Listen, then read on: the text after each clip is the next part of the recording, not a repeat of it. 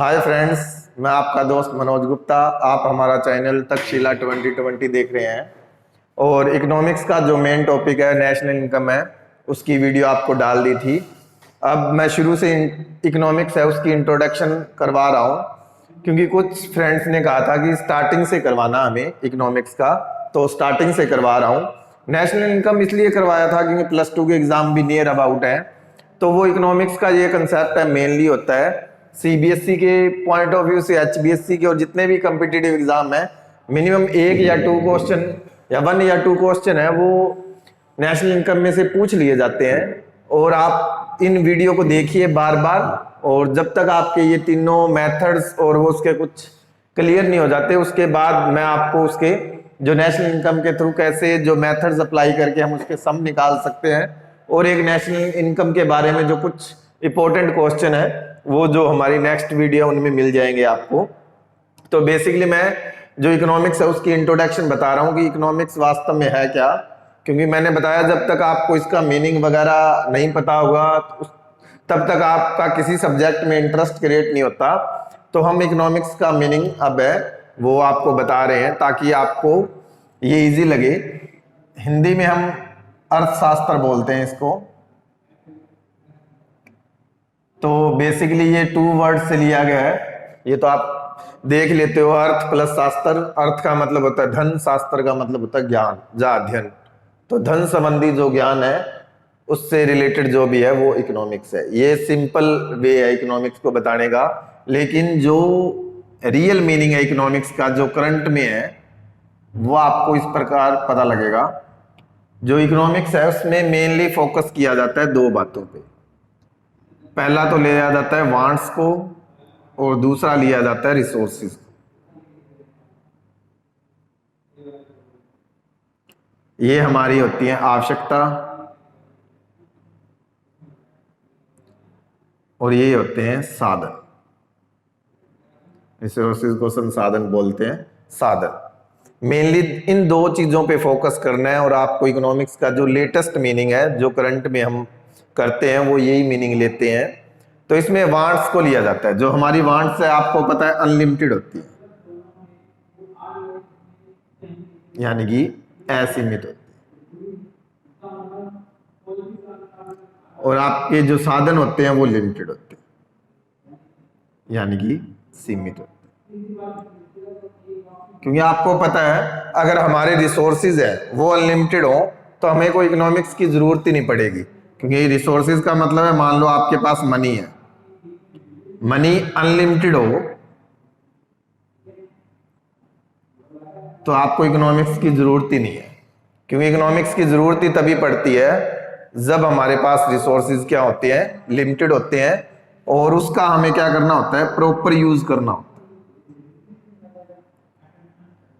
Proper मतलब कुशलतम प्रयोग बोल सकते हैं हम, जितना हम बेस्ट यूटिलाइजेशन कर सकते हैं।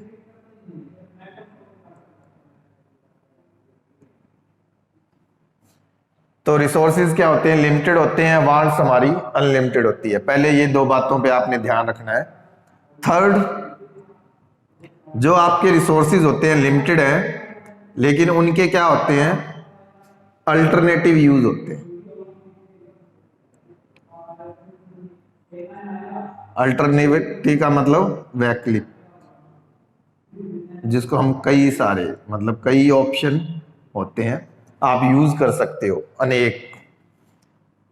और इसका जब हम करते हैं, आपके पास अल्टरनेटिव है तो क्या आएगी, आपके पास चॉइस ऑफ प्रॉब्लम आएगी। इसको चुनाव की समस्या बोलते हैं।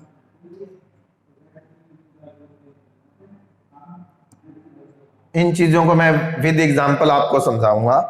और 5वां क्या है, इकोनॉमिक्स के आगे 2 पार्ट हो जाते हैं, माइक्रो और मैक्रो, व्यष्टि और समष्टि। तो इनके अकॉर्डिंग चुनाव की समस्या को अलग अलग हल किया जाता है। जो फर्स्ट है उसमें तो हम देखते हैं मैक्सिमम सेटिस्फैक्शन,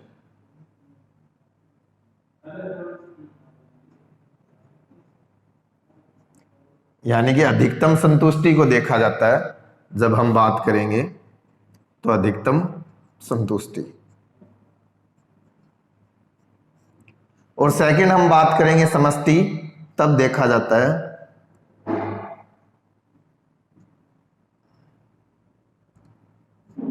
वेलफेयर, कल्याण को देखा जाता है। अब हम इसको विद एग्जांपल समझते हैं। मान के चलो आपके पास 10,000 रुपीज है। मैंने बताया था आपके जो साधन होंगे वो क्या होंगे, आपके पास लिमिटेड होंगे और आपकी आवश्यकताएं बहुत सारी हैं, यानी कि अनलिमिटेड है। आपको बुक्स भी चाहिए, क्लोथिस भी, मोबाइल मान के चलो, अदर्स कर लो, यानी कि काफी चीज चाहिए। लेकिन आपके पास जो मनी है, रिसोर्सेज है, वो क्या है, बिल्कुल लिमिटेड है। तो आपके पास क्या है, जो ये मनी है इसको आप काफी जगह यूज कर सकते हो। जैसे बताया लिमिटेड रिसोर्सेज के क्या है, अल्टरनेटिव यूज होते हैं। अल्टरनेटिव का मतलब कई ऑप्शन है, तो आपके पास कई ऑप्शन है, आप किसी में भी यूज कर सकते हो। तो आपको इसके लिए क्या आ जाती है, जब हमारे पास ऑप्शन होते हैं तभी हमारे पास क्या होती है, प्रॉब्लम होती है। ये बात याद रखना। जब आपके पास कोई ऑप्शन नहीं होता तो आपको कोई प्रॉब्लम नहीं होती। मान लो कि एग्जाम का टाइम है और आपके पास रुपीज है और आपको क्या चाहिए, बुक्स चाहिए, तो मेनली ये क्या क्या करोगे, बुक्स परचेज करोगे। क्योंकि एट ए टाइम हमारे पास कोई ऑप्शन नहीं है, क्योंकि एग्जाम नजदीक है, तो आपको क्या है, 10,000 है वो बुक्स पे ही स्पेंड करने पड़ेंगे। और क्यों करोगे, क्योंकि इससे हमको क्या मिलेगी, जो मैक्सिमम सेटिस्फेक्शन मिलती है इंडिविजुअल केस। क्योंकि जब आप पढ़ोगे, जब माइक्रो इकोनॉमिक्स को यूज किया जाता है, व्यष्टि को, तो इंडिविजुअल केस में किया जाता है, व्यक्तिगत। इसमें हम छोटी इकाइयों का अध्ययन करते हैं, जहां व्यक्तिगत यानी कि इंडिविजुअल यूनिट है, उनकी स्टडी की जाती है, उसको ही माइक्रो इकोनॉमिक्स बोला जाता है। और इसका मतलब भी समाल। और जब हम मैक्रो की बात करते हैं तो लार्ज लेवल पे, इसमें मतलब इकोनॉमी एज ए होल,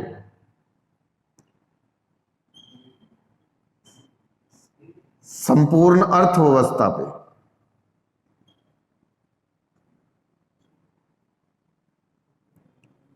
मतलब पूरी इकोनॉमी को लिया जाता है। आपको थोड़ा सा ये टॉपिक है यानी कि अजीब सा लगेगा जो फर्स्ट टाइम कर रहे हैं, लेकिन प्रॉपर जो इकोनॉमिक्स का मीनिंग है यही है। और जब तक ये आपको मीनिंग नहीं क्लियर होगा तब तक आपको इकोनॉमिक्स का जो बेस है वो तैयार नहीं होगा, क्योंकि इकोनॉमिक्स का बेस सारा इस पे डिपेंड करता है। और जितनी भी मीनिंग्स हैं इकोनॉमिक्स के, आपको ये पता होना चाहिए। ये डेफिनेशन करोगे तो इससे पहले रॉबिन्स की डेफिनेशन दी हुई है, वो भी आपको इजीली क्लियर हो जाएगी। मार्शल की डेफिनेशन दी हुई है, एडम स्मिथ हैं जो फादर ऑफ इकोनॉमिक्स बोले जाते हैं, उनकी डेफिनेशन दी हुई है, वो भी इनसे रिलेटेड है। लेकिन मेन जो सैमुएल्सन की डेफिनेशन है +2 की बुक में, वो इससे रिलेटेड है, इस टॉपिक से। तो आपको पता होना चाहिए कि चॉइस ऑफ प्रॉब्लम तभी आती है, चुनाव की समस्या, जब आपके पास कई सारे ऑप्शन होते हैं। और ऑप्शन होते हैं तो आपको उनमें से एक चूज करना होता है, और चूज करने के लिए आपको पता है कि कोई पर्सन है, उसको तो देखा जाएगा मैक्सिमम सेटिस्फैक्शन, जिसपे आपको सबसे ज्यादा अधिकतम संतुष्टि मिलती है, वो ऑप्शन आप सिलेक्ट करते हो। लेकिन समष्टि का मतलब है इकोनॉमी एज ए होल, इसमें संपूर्ण अर्थव्यवस्था को देखा जाता है, पूरा इंडिया की इकोनॉमी को देखा जाएगा। और जब गवर्नमेंट कोई फैसला लेती है तो मेन वो वेलफेयर को ध्यान में रखती है, अधिकतम संतुष्टि को ध्यान में नहीं रखती। एग्जाम्पल देखोगे तो अब गवर्नमेंट स्कूल है, तो उनमें देखा जाए तो क्या है, वहां पे टीचर वगैरह उनकी सैलरी भी बहुत ज्यादा है, लेकिन वहां पे क्या है, यानी कि फीस है वो बहुत कम है। इसका मतलब गवर्नमेंट क्या चाह रही है, वेलफेयर चाह रही है। अगर गवर्नमेंट ज्यादा सेटिस्फेक्शन चाहती है, इसी अब प्राइवेट सेक्टर पे बात कर लेते हैं। प्राइवेट सेक्टर की बात करें तो यहाँ पे इंडिविजुअल की बात कर लो, और यहाँ पे वो क्या चाहते हैं, प्रॉफिट ज्यादा होना चाहिए। यहाँ पे क्या होगी, जो टीचर्स टीच करवाते हैं उनकी सैलरी भी कम होती है, लेकिन बच्चों की फीस क्या होती है, ज्यादा होती है।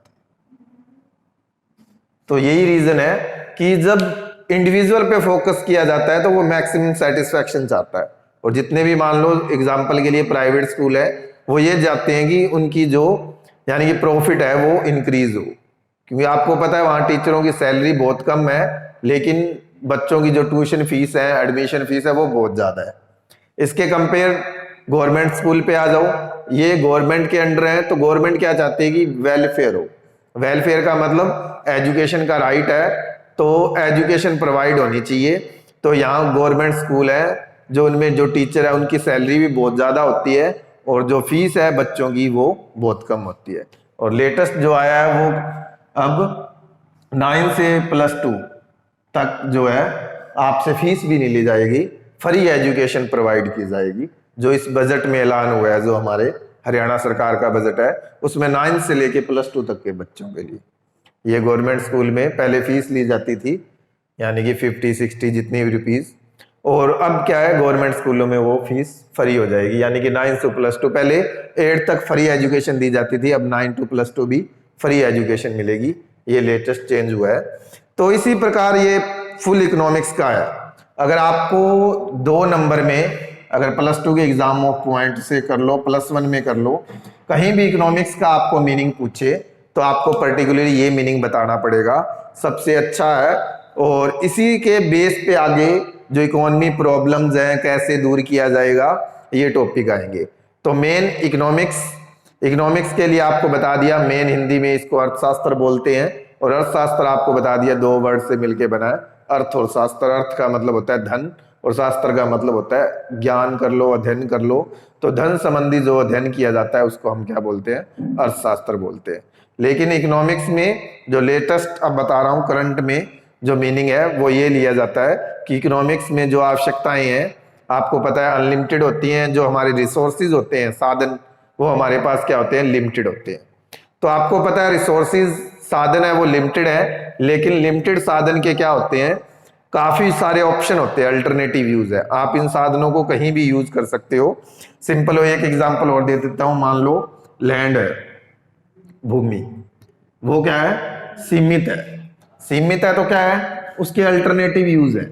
अल्टरनेटिव मतलब काफी यूज है। आप क्या कर सकते हो उस पे, एग्रीकल्चर कर सकते हो, कृषि बोलते हैं, होटल बना सकते हो, हॉस्टल बना सकते हो, और मैरिज प्लेस, कुछ भी ऑप्शन ले सकते हो आप, स्कूल। तो आपके पास ये इतने ऑप्शन है, लेकिन कौन सा बेस्ट होगा जिससे आपको क्या हो, मैक्सिमम सेटिस्फैक्शन इंडिविजुअल के केस में। लेकिन जब गवर्नमेंट को डिसीजन लेना होगा तो गवर्नमेंट वो डिसीजन लेगी जिससे सबसे ज्यादा लोगों को फायदा होता हो। या तो स्कूल पे, मान लो कि हॉस्पिटल नहीं है उस एरिया में, तो गवर्नमेंट चाहेगी कि उस एरिया में हॉस्पिटल हो ताकि सबसे ज्यादा लोगों को वेलफेयर हो। तो ये मेनली आप एग्जाम्पल है वो अपने माइंड में रखिए, उसके बाद ये सारी चीजें आपको क्लियर हो जाएंगी। अल्टरनेटिव यूज होते हैं, कई ऑप्शन होते हैं, तो उससे क्या आ जाती है, चुनाव की समस्या आ जाती है।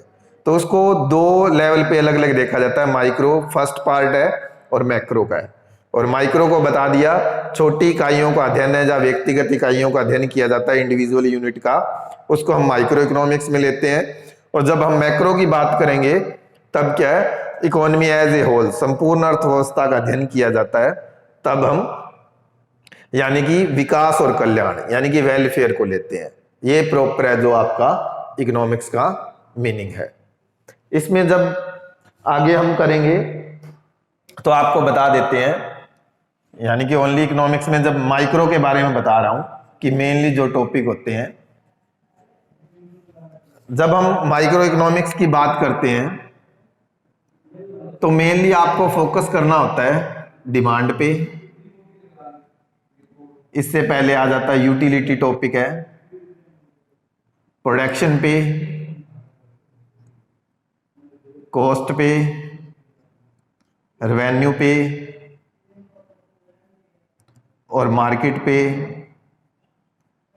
और आगे अब जब जाएंगे तो फैक्टर दिए होते हैं, उनके लिए भी थ्योरीज हैं, रेंट का है, इंटरेस्ट है,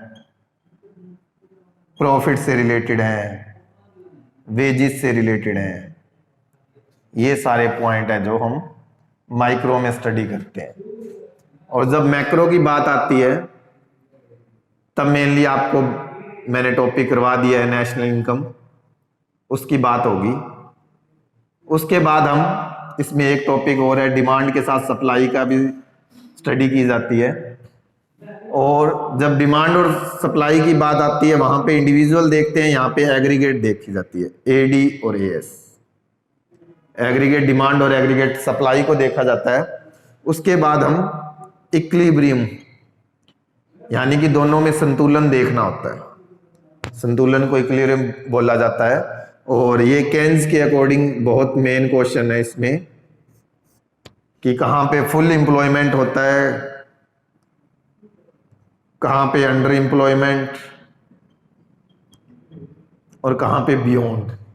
तो अब देखा जाएगा जब हम हिंदी मीडियम में बात करेंगे, वीएसटी में यूटिलिटी आपकी उपयोगिता होती है, डिमांड मांग, सप्लाई पूर्ति, प्रोडक्शन को उत्पादन बोलते हैं, कॉस्ट लागत होती है, रेवेन्यू आगम होती है, मार्केट को बाजार बोला जाता है, फैक्टर आपके कारक होते हैं। उसमें 4 फैक्टर बताए थे, लगान, ब्याज, प्रॉफिट लाभ हो गया, वेजेस मजदूरी होगी। इन सभी के बारे में पढ़ेंगे, वो आपकी माइक्रो इकोनॉमिक्स होती है। उसके बाद मैक्रो में जब बात करेंगे तो पहला लेवल नेशनल इनकम, राष्ट्रीय आय जो आपको बता चुके हैं। सेकंड, डिमांड से एग्रीगेट डिमांड आ जाएगा, सप्लाई से एग्रीगेट सप्लाई आ जाएगी। और केन्स में हम इसका इक्विलिब्रियम पढ़ते हैं मेनली। फुल एम्प्लॉयमेंट को बोलते हैं, इसको संतुलन बोला जाता है, इक्विलिब्रियम को। फुल एम्प्लॉयमेंट को पूर्ण रोजगार बोला जाता है, अंडर को अल्प रोजगार, और बियॉन्ड आता है उसको बोलते हैं अति। तो इसके बारे में पढ़ते हैं। और जब हम एडी की बात करते हैं तो इसमें कंजम्पशन को पढ़ा जाता है, इन्वेस्टमेंट को पढ़ा जाता है, मल्टीप्लायर को पढ़ते हैं हम। कंजम्पशन को भोग बोलते हैं, इन्वेस्टमेंट को निवेश बोला जाता है, और मल्टीप्लायर को गुणक। और उसके बाद मेनली बैलेंस ऑफ पेमेंट जिसको भुगतान शेष बोलते हैं, फॉरेन एक्सचेंज, विनिमय दर बोला जाता है, और लास्ट मेनली गवर्नमेंट बजट, जो गवर्नमेंट बजट बनाती है। इन सारे टॉपिक का अध्ययन है वो हम मैक्रो इकोनॉमिक्स के अंदर करते हैं। जब आपको माइक्रो का स्कोप बोला जाए, क्षेत्र बोला जाए, तो आप इन बातों को एक्सप्लेन करोगे, और जब मैक्रो का स्कोप बोला जाता है तब इन बातों। और जब हम माइक्रो और मैक्रो का डिफरेंस करेंगे, जो हमारी नेक्स्ट वीडियो है, उसमें आपको माइक्रो का मीनिंग पता होना चाहिए, मैक्रो का जो आपको बता दिया इंडिविजुअल का, economy as a whole, first difference.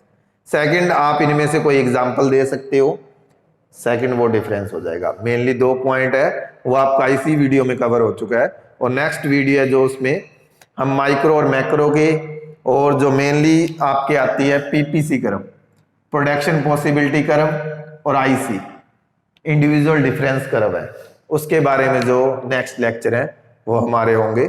और आपने हमारी वीडियो नेशनल इनकम जो बनी हुई है उनको देखा, काफी व्यूज आए, तो आप उनको देखते रहिए। और नेशनल इनकम में जो भी न्यू बातें होंगी अलग अलग, और पहले आपको वो समझने जरूरी है। थोड़ा सा वो टेक्निकल जरूर है, लेकिन आप उसको अगर 5-10 बार वो टॉपिक करोगे और आप आसानी से उस टॉपिक को कवर कर सकते हो, क्योंकि नेशनल इनकम का टॉपिक है, बहुत मेन है, हर जगह आपको काम आएगा। और इसका एक क्वेश्चन अगर आप तैयार कर लेते हो तो आपको जितनी भी बीए है, एमए है, और जितने भी कम्पिटिटिव एग्जाम है सभी में वो आसानी से आपको हेल्प करेगा, यानी कि नंबर गेन करने में। सेकंड, उसके जो आपने नेशनल इनकम के टॉपिक करोगे उस पे आगे जो वीडियो हम बनाएंगे उसमें आपको जो इसके प्रैक्टिकल क्वेश्चन है कैसे होंगे वो सॉल्व करने बताएंगे, कि आपको वो फॉर्मूला पता होना चाहिए जो 14 आपको बताए हैं, और आपको जो 3 मेथड बताए हैं उनके बारे में पता होना चाहिए, तो आप आसानी से वो कर सकते हैं। उसके बाद जो हमारी इस वीडियो में आपको इकोनॉमिक्स का जो पॉइंट है वो बताया कि इकोनॉमिक्स का मीनिंग क्या है, आपको विद एग्जांपल बताया है। एग्जांपल आपके माइंड में होना चाहिए सारी बातें आप आराम से लिख सकते हैं। और जो इकोनॉमिक्स है उसके 2 पार्ट्स हैं, माइक्रो इकोनॉमिक्स है, मैक्रो है। और आगे एमए लेवल पे जाओगे तो और भी पार्ट हो जाते हैं। आपको डेवलपमेंट की भी बुक मिलेगी, इन्वायरमेंट की भी मिलेगी, एग्रीकल्चर भी, रिसर्च वगैरह, स्टैटिक्स वगैरह, मैथ्स वगैरह, ये सारी बुक्स उसमें मिल जाती हैं। लेकिन मेनली आप 1-2 लेवल पे करते हैं, बीकॉम पे लेवल पे करते हैं। जब आप +2 में यानी कि बीए में करोगे तो पहले माइक्रो, फिर मैक्रो, फिर आपकी एक इंटरनेशनल ट्रेड है उसके बारे में भी आती है, वो भी आपको करवाया जाएगा इसमें। और ये मेन टॉपिक है जो आपको करवाए जाएंगे। और जितने भी डेवलपमेंट के मॉडल है उसमें भी काफ़ी क्वेश्चन आते हैं, वो भी आपको करवाए जाएंगे। और हमारे यूट्यूब चैनल को ऐसे ही देखिए आप, और जितना आपको बताया, जितना आप देखोगे, हमें मोटिवेट करोगे, उतनी हम वीडियो क्या है अच्छे तरीके से बना के लाएंगे। और अभी इन दिनों थोड़े बहुत एग्जाम है मेरे, तो उसमें थोड़ी सी प्रिपरेशन में बिजी था क्योंकि बीच में गैप नहीं है, तो इसलिए आपको जो वीडियो है वो कम मिल रही है। लेकिन जैसे ही एग्जाम अप्रैल के स्टार्टिंग में खत्म हो जाएंगे, फिर आपको बहुत अच्छी अच्छी वीडियो देंगे अलग अलग टॉपिक पे, जो भी आप टॉपिक कहोगे। और वो मेनली वो कोशिश करेंगे कि वो वीडियो पहले बनाएं जो मतलब यूट्यूब चैनल पे आपको मतलब उस टॉपिक की वीडियो बहुत कम मिलती है, और मिलती है तो यानी कि थोड़ी सी टेक्निकल नेचर की है। जो मतलब कई बार होता है कि जो गांव के बॉयज वगैरह हैं उनको मतलब इजी लैंग्वेज पसंद होती है, तो वो ज़्यादातर टेक्निकल लैंग्वेज है उसको नहीं फॉलो करते। क्योंकि कुछ वीडियो हम भी देखते हैं तो उसमें जो एक हाई लेवल की इंग्लिश यूज़ की होती है, तो वो वीडियो इतनी समझ नहीं आती जितनी कि हमें जो मेन आम बोलचाल की भाषा अगर वो लैंग्वेज यूज़ करें तो उसका हमें ज़्यादा फायदा होता है। तो यही कोशिश की जाएगी और जितने भी मेन टॉपिक है वो किए जाएंगे। आप हमारे चैनल को इस प्रकार ही देखते रहिए। धन्यवाद।